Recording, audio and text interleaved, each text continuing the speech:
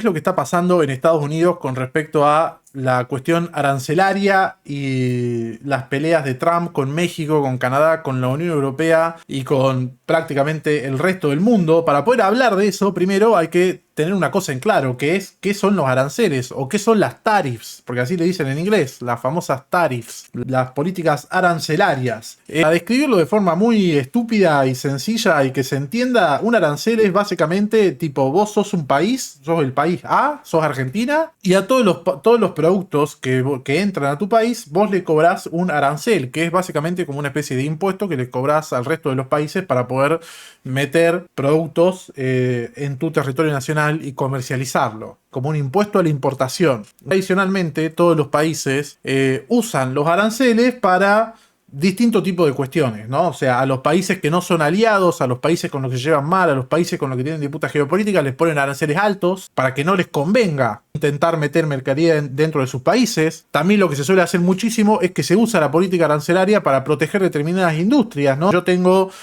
un sector agrícola que está medio débil y lo quiero proteger, entonces a todos los productos agrícolas que otro país me manda, le meto aranceles. ¿Por qué? Porque eso aumenta la competitividad de mi producción agropecuaria y lo hace que determinados productos que se metan salgan más caros cuando son importados que cuando son producidos localmente. Entonces con eso vos de alguna forma protegés a ese sector de la industria. Sobre esto, por supuesto, hay un millón de discusiones, hay gente que está a favor, hay gente que está en contra, hay teorías económicas que dicen que esto es una mierda, hay otras teorías económicas que dicen que no, que este es el camino correcto para que los países se desarrollen. No nos vamos a meter con ninguna de esas falopas, pero lo que sí vamos a hablar es de la casi guerra comercial que casi desata el Donaldo en los últimos días. Acá hay que decir también que el Donaldo tiene una posición pro aranceles, digamos, a favor de usar los aranceles, dice él, para proteger el trabajo estadounidense y para proteger la industria estadounidense. Esa ha sido casi siempre su posición desde que se metió en política en el 2016 y en los últimos años la profundizó bastante. Le empezó como a construir todo un marco teórico. El chabón habla, por ejemplo, mucho de un presidente puntual de Estados Unidos, que es el McKinley, que es un chabón que usó mucho los aranceles. ¿Qué es lo que sucedió en los últimos días con respecto a la guerra comercial? A 1 de febrero, el Trump se levantó, el Donaldo se levantó y tuiteó lo siguiente: en el día de la fecha implementé un arancel de un 25% en las importaciones de México que le hacemos a México y Canadá y un 10% adicional a China. Esto lo he hecho a través de, bueno, ahí cita como la ley específica que le habilita a hacer eso, y lo hice por la gran amenaza que son los inmigrantes ilegales y las drogas a nuestros ciudadanos, incluido el fentanilo. Necesitamos proteger a nuestros ciudadanos y es mi deber como presidente asegurar la seguridad de todos. Hice una promesa durante mi campaña para detener el flujo de inmigrantes ilegales hacia nuestro país, etcétera, etcétera, etcétera. ¿No? O sea, el chabón básicamente se levantó un día y dijo: aranceles para todos. Aranceles para todos, 25% a México, 25% a Canadá. O sea, básicamente todo lo que entre de México a Canadá tiene que pagar un 25% extra de impuestos. Y bueno, él hace como una mezcla. O sea, el Donaldo es siempre muy, muy extraño con respecto a cómo maneja sus argumentos. O sea, un día te dice: no, esto es para proteger la industria, y el otro día te dice: esto es porque quiero que se termine la inmigración ilegal. Y vos decís: ¿pero qué tiene que ver la inmigración ilegal con los impuestos que acaba de subir? Esa es una pregunta que no tiene respuesta. Pero bueno, por supuesto, esto generó toda una catástrofe, una catarata de cosas, ¿no? El chabón fue como también tirando otras cuestiones, otros tweets al respecto. Este es del 2 de febrero. Pagamos cientos de miles de millones de dólares para subvencionar a Canadá. ¿Por qué? No hay ninguna razón. No necesitamos nada de lo que ellos tienen. Tenemos energía ilimitada. Deberíamos fabricar nuestros propios coches y tenemos más madera de la que jamás podremos utilizar. Ahí está mencionando básicamente las tres cosas que más importa de Estados Unidos de Canadá, que es energía, autos y madera. Bueno, y Canadá debería convertirse en nuestro querido estado número 51, que es como una de las cosas con las que el chabón viene hinchando las pelotas. O sea, el chabón literalmente está diciendo: les voy a subir impuestos para obligarlos a que se fusionen con los Estados Unidos. Eso es lo que decía hace un día, porque esto ya cambió un poco y ahora vamos a ir viendo por qué. No, una cosa que es importante tomar en cuenta acá es que México y Canadá son literalmente los dos principales socios comerciales de Estados Unidos. O sea, los principales socios comerciales de Estados Unidos son México, China y Canadá. O sea, dos de esos son los que mencionamos. Por eso es importante, porque ayuda un poco a entender cuál es la discusión que él estaba intentando plantear. Y bueno, por supuesto todo esto generó un montón de cuestiones y empezó a generar un montón de repercusiones económicas. También hay un montón de TikTok, sobre todo, mostrando cómo los supermercados yanquis empezaron a atajar y, por ejemplo, empezaron a poner tipo, mirá, se pueden comprar 2 docenas de huevos por persona, nada más. ¿Por qué? Porque es probable que los huevos empiecen a faltar por los aranceles, por los nuevos aranceles que supuestamente se van a poner. Y también hubo toda una reacción del mercado bursátil, del mercado de la bolsa, que hoy, cuando empezó el día en Estados Unidos, empezó bastante a la baja porque se veían medir como un quilombazo. Acá hay una cosa que es importante tomar en cuenta, o es importante aclarar, que es que los aranceles, cuando vos le pones un arancel a un país, esos aranceles los termina pagando la gente. En el 100% de los casos, o sea, afectan a la gente que va a tener que comprar esos productos porque el precio va a subir inevitablemente. Pero bueno, acá por supuesto, o sea, siempre con Trump se abre la discusión de qué es lo que el chabón busca con estas cuestiones, ¿no? O sea, Trump tiene como la costumbre de que él usa estas cosas para detonar algún tipo de negociación con los otros actores, ¿no? El chabón viene y te dice, mira, te voy a poner 20% de aranceles para que vos lo llames y le preguntes, che, bueno, pero ¿qué querés que haga? O sea, ¿qué es lo que tengo que hacer para que no me hagas esto? ¿No? Y ahí te va a decir qué es lo que de verdad quiere. Eso es como una táctica de negociación de él clásica, ¿no? Tipo palos y zanahorias, básicamente, pero un poquito como a lo bruto. ¿Qué es lo que pasó después de esto? Bueno, Canadá y México básicamente se pusieron de acuerdo entre los dos y dijeron, bueno, listo, le vamos a poner a Trump los mismos aranceles que él está diciendo que nos va a poner a nosotros. Hay que entender que las economías de México, Canadá y Estados Unidos están muy interrelacionadas entre ellos. Tienen cadenas de producción y comercialización que están muy vinculadas. Vos podés tener un auto que capaz se termina de ensamblar en Canadá, pero antes de eso, viste, tiene partes que se fabricaron en Estados Unidos, tiene partes que se fabricaron en México, tiene partes que se ensamblaron en México, viste, y es toda una cadena de comercialización que va dando vuelta entre esos 3 países hasta tener un producto final que capaz se termina ensamblando en Canadá, o se termina ensamblando en México o en Estados Unidos, pero antes todas sus partes pasaron por el resto de todos los países. Es casi como si funcionara, o sea, es casi como que la economía de esos 3 países funciona como la economía de un solo país. Con lo cual, si se ponían aranceles entre ellos, toda esa cadena de comercialización básicamente iba a pasar a estar en el horno, ¿entendés? O sea, porque le iban a ir poniendo impuestos a cada paso que daba, y, o sea, iba a ser una catástrofe y un caos económico probablemente nunca antes visto en América del Norte, digamos, en el subcontinente de América del Norte.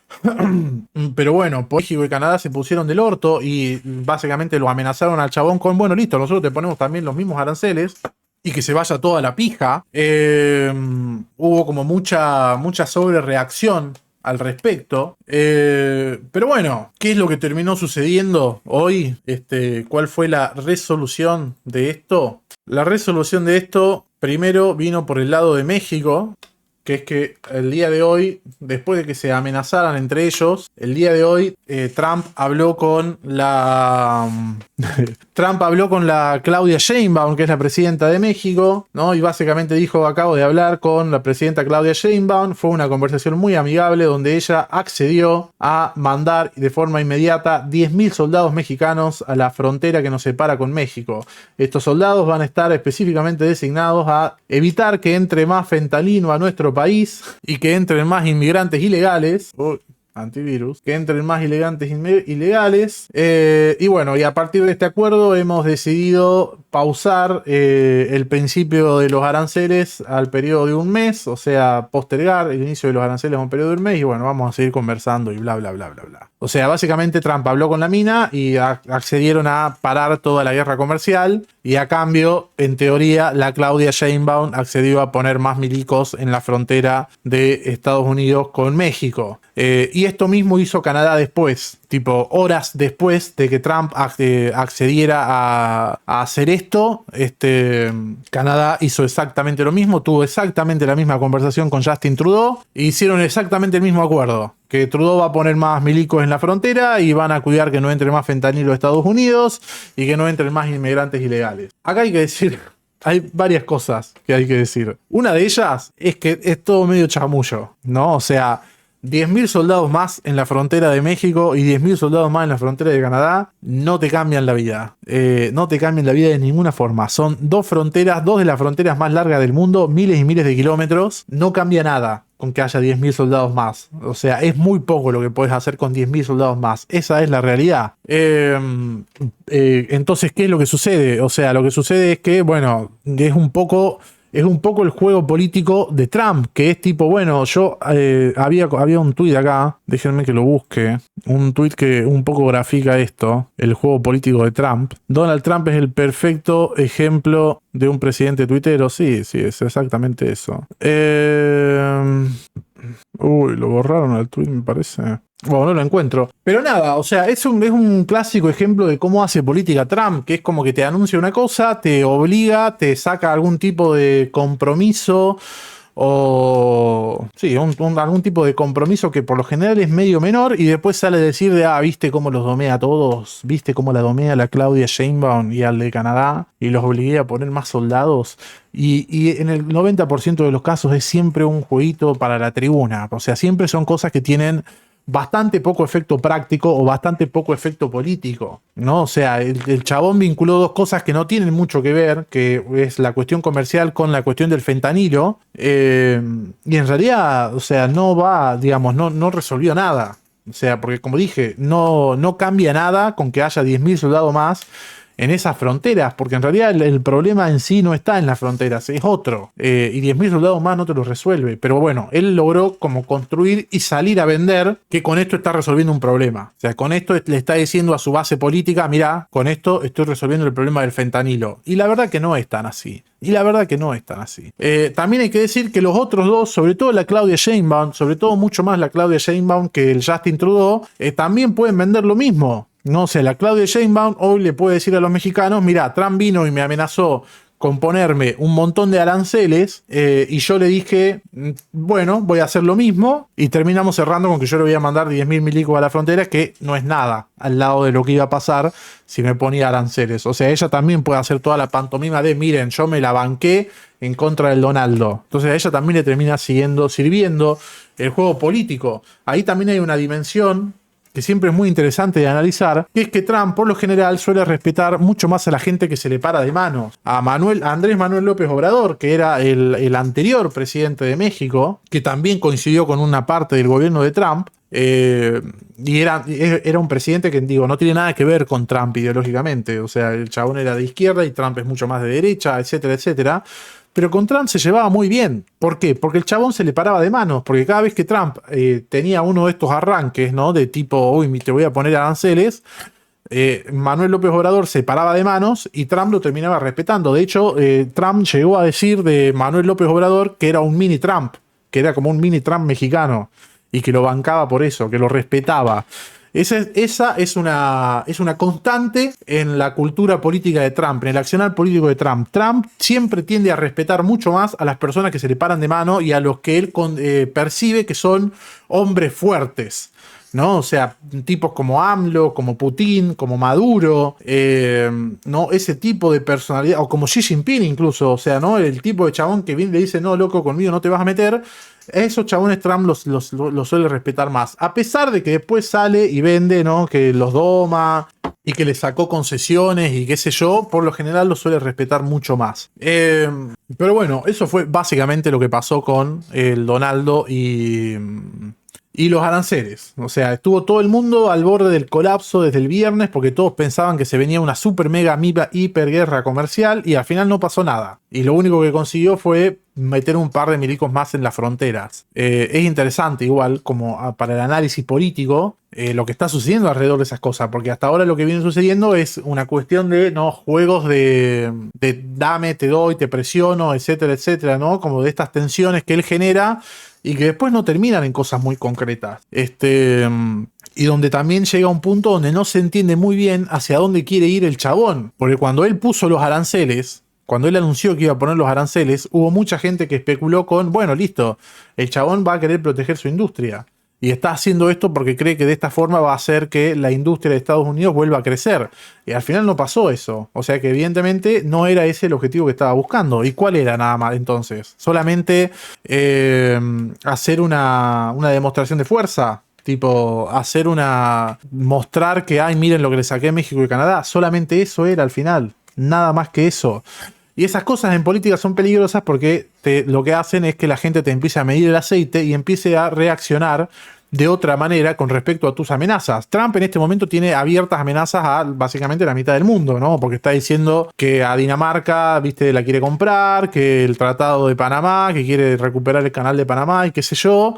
Entonces, viste, o sea, ¿qué es lo que dicen todos los otros actores geopolíticos? Ah, mirá, Trump amenazó con toda México y Canadá, viste, prácticamente estaba a punto de bombardearlos y después al final no pasó nada. Y después al final, viste, lo compraron al chabón con 2 monedas. Entonces, bueno, habrá que hacer lo mismo, ¿no? Eso es probablemente lo que están diciendo muchos líderes mundiales en este momento al respecto de las amenazas de Trump. Así que nada, al final no hubo guerra comercial. El chabón arregló más o menos todo con 2 o 3 puntadas. La verdad que lo que le dieron México y Canadá a cambio de parar la posible guerra comercial es muy poco. Digo, hay que ser honestos, es muy poco. O sea, si vos amenazás a un país con básicamente bombardearlo nuclearmente, con el equivalente comercial a un bombardeo nuclear, y ellos te dan 10.000 soldados, y es tipo, y bueno, no, o sea, es re poco, loco. O sea, la verdad, o sea, la pusiste muy alta y al final te vendiste barato. Así que hay que ver cómo evoluciona esa cuestión y cómo va evolucionando el tema de esta práctica política de Trump. Porque por ahora pareciera ser que el chabón no es un hueso tan duro de roer y por el otro lado pareciera ser también que no se sabe muy bien hacia dónde quiere ir el chabón. O sea, cuáles son los problemas que de verdad está intentando resolver. Y nada, es lo que yo dije recién. Trump tiene abiertos muchos frentes, está en el poder hace un poco más de 15 días, abrió un montón de frentes geopolíticos sobre todo. Hasta ahora se han cerrado muy pocos y si esto queda como un antecedente, hay que ver cómo se cierran los demás, ¿no? Porque si el juego es que él amenaza para que le den alguna migaja a cambio, y bueno, no es un juego muy complejo ese, no es un juego que va a dar muchos resultados. Así que vamos a ver. Pero bueno, hay algunas cuestiones ahí que es interesante analizar, que quizás en otros streams